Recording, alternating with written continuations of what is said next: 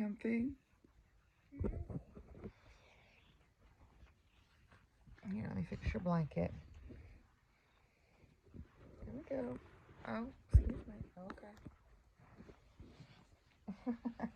Baxter. He's a good girl. No, he's just stepping all over you and he's smiling. Oh no. Oh no, Peachy. You're a bulldozer. You're like a bulldozer. You gonna see if we can do your blanket trick for everybody? Okay. Hang on. Let me see if I can get it here. Oh no, we didn't do it. You just lay down. Okay. Good girl. And Peachy, you're like a wrecking ball. Yes, you are. You're a big old girl. You're a big old girl. Yeah. Okay. Good girl. You ready to go? Yeah. Ready to go. Let's go to school. Yes.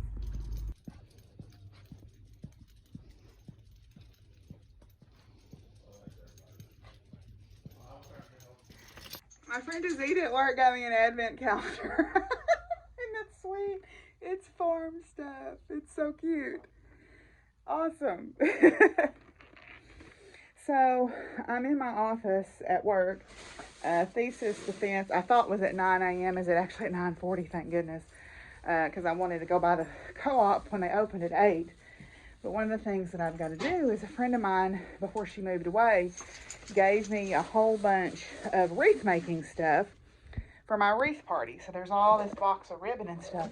So I'm going to bag up some of this to take home for people to use on Sunday. So we'll see what all there is. Let me see if there's a place where I can sit y'all down and we'll look at it. That'll work. So I'm just going to take home mostly the ribbon, but there's some really pretty plaid ribbons. And then there's some regular grosgrain style ribbon.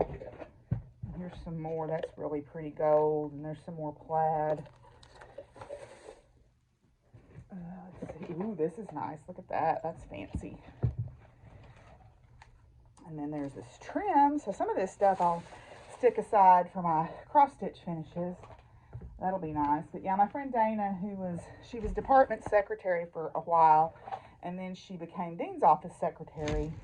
And then her son graduated and got accepted to a graduate program, and she felt like it was time for a change. So she moved out to, she's living in LA now. So that's a big culture shock. So there's some more pretty ribbon. Some of this is not Christmassy, but I'm going to take it home anyway. So let's see what else we've got here. Oh, there's some more of that fancy stuff. I think I'll save that for doing a tree at my house whenever I decorate again. Oh, that's pretty. That's a pretty ribbon. So anyway, I'm going to keep going through this stuff and pack up some of this to take home, and I will check in with you guys in a little bit. Are you here to complain about your grade? Huh? No? Oh. You don't know about that peanut butter cookie? You're going to push it off the back and then you won't have it anymore.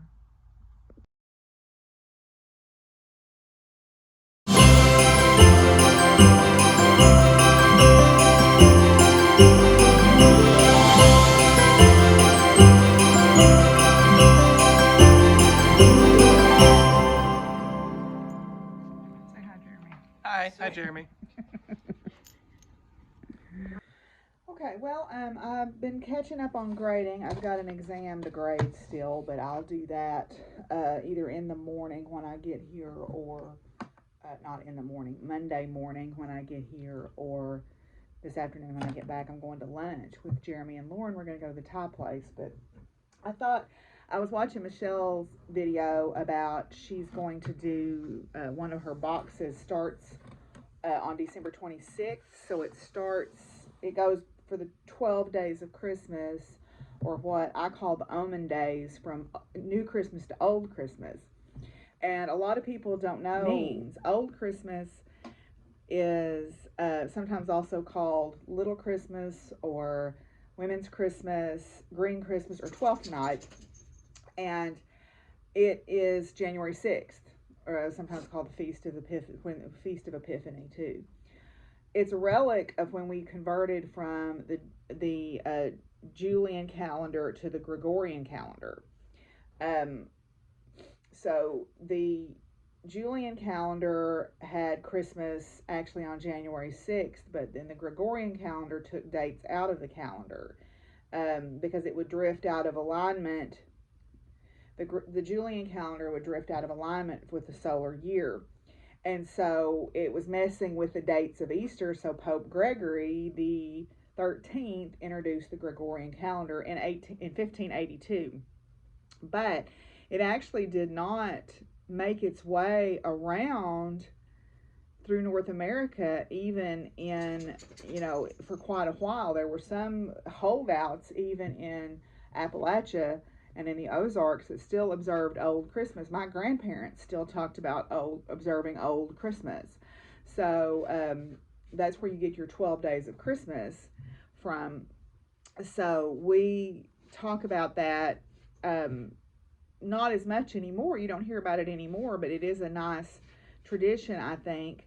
So both, the reason there's this holdout happened is around the time this was happening, where England and Scotland adopted the Gregorian calendar, was in 1652. But there was also around the time that there was a large immigration from England and Scotland to North America.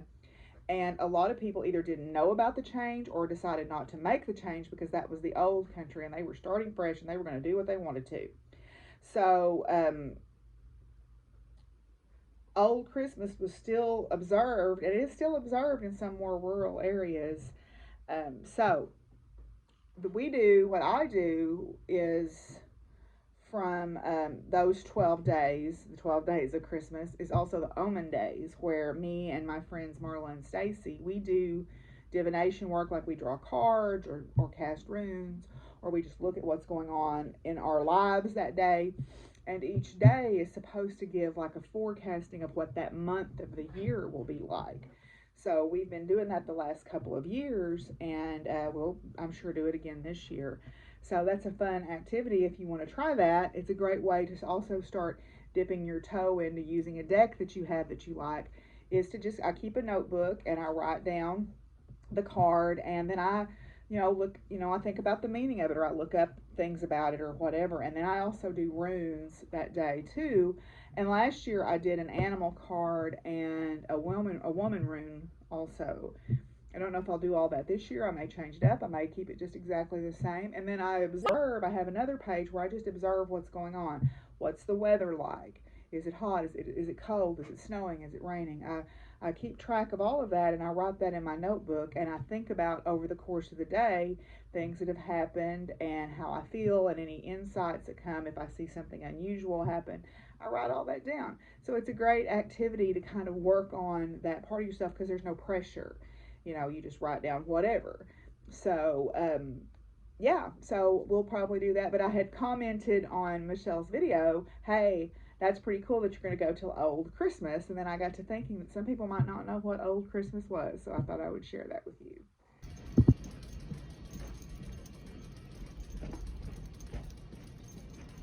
Look, a person. You love people. She got to go out.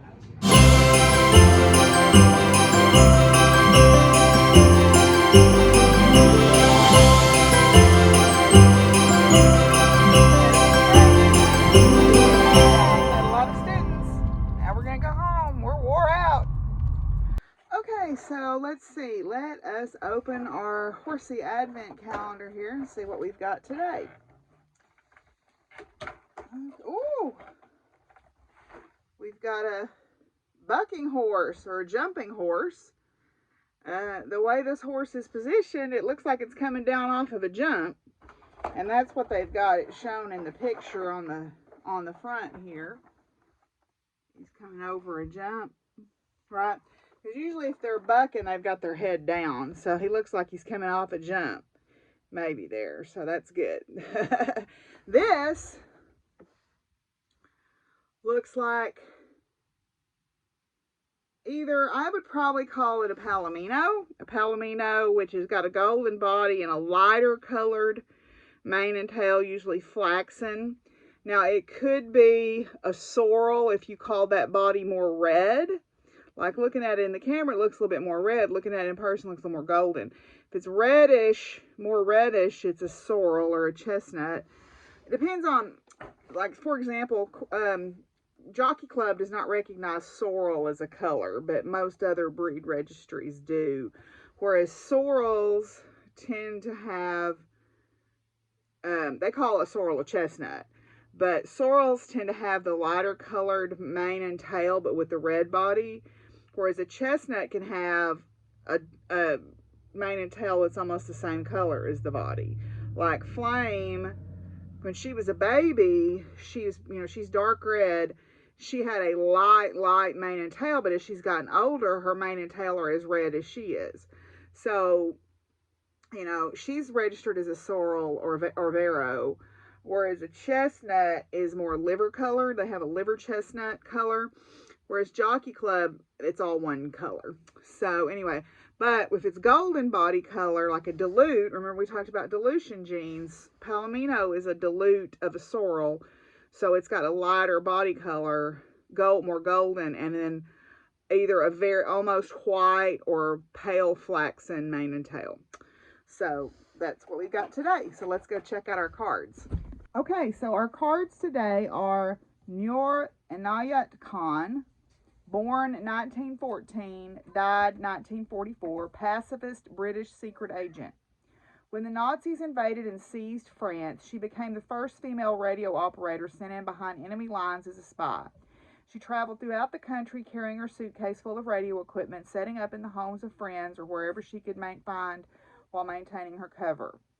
Eventually, Noor was betrayed by another British agent working with the Germans, and she was arrested and interrogated in Paris, where she attempted an escape but was quickly recaptured. Despite being tortured and shackled from hands to feet, Noor did not provide any information to the Germans and remained loyal to her fellow British agents. Eventually, the Nazis moved her to Germany, where she was executed. Her bravery was later acknowledged, and she was posthumously awarded the David Cross in 1949.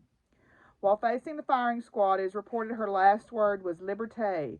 From her military file, a most brave and touchingly keen girl, she was determined to do her bit and hit the Germans, and poor girl she has.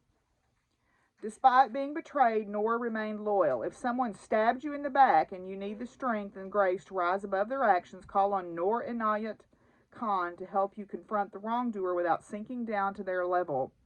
If she appears in a reading, you may want to consider if there is a traitor in your circle or someone who will throw you under the bus for their own gain. She may also bring forward a message that your loyalty will not go unnoticed and you will be rewarded for doing the right thing. Okay, then our next one is Mother Shipton. Mother Shipton, born 1488 and died 1561. Ursula Shipton, also known as Mother Shipton, is England's most famous prophetess. A prophecy from Mother Shipton. When pictures seem alive with movements free, when boats like fishes swim beneath the sea, when men like birds shall scour the sky, then half the world, deep drenched in blood, shall die. This just sends shivers down my spine. Certainly like world wars and global pandemics and things. When Mother Shipton appears, you may already know the answer or how something will play out. She asks that you honor your ability to understand the future, whether that be through psychic means or just your intuition. Connect with Mother Shipton when you need help accessing your own abilities to travel through that veil. I've never heard of either one of these women, so I'm very glad that I got this deck, because now I know about two more very interesting women. So that's where we're going to end for today, I think. Tomorrow I am going over to the Enchanted Market. It's a metaphysical market and fair, and I'll get to see some of my friends.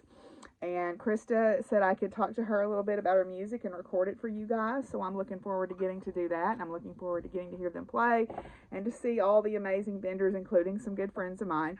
So hopefully I can get some footage while I'm over there, although I don't want to video too much because I don't want people to be uncomfortable. So anyway, we're going to check out for tonight. Everybody's glad that I'm home. Willie is conked out in his bed, and I'll see y'all tomorrow. Bye.